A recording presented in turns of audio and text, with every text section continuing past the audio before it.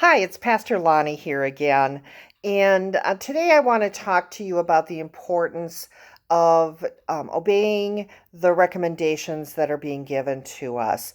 And I want to compare COVID-19 to the children of Israel and their disobedience to God. COVID-19 is something that we don't know, we don't understand.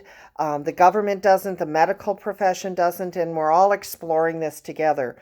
And so recommendations are coming at us, and we think that we have the right to decide what's true, what's not true, what we should do, what we want to do. And the children of Israel were a lot like that with God. You know, God gives us free will, and that free will extends beyond just our relationship with Him. We have that free will with everything in our lives, with each other and with our government and all of that. So we can be like the children of Israel who chose not to obey, and they ended up every single time, they just pushed as far as they could, and they ended up in captivity. And life did not go well for them.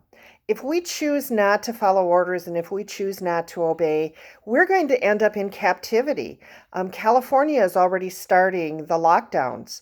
Europe has lockdowns. And we need to obey, if for no other reason than God tells us that we just need to follow, our government authority. And they're not telling us to do anything that goes against what God says. And we can say, yes, the Bible says to not forsake the assembling of ourselves, and we can't go to church anymore.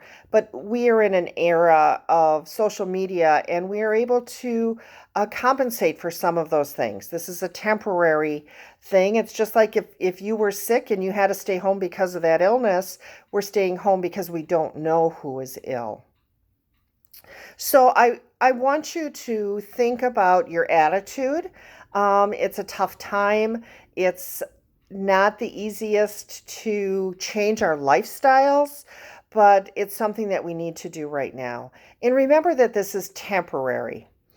This is not something that's going to last forever. And the death rate is still at the 1% that they predicted it would be.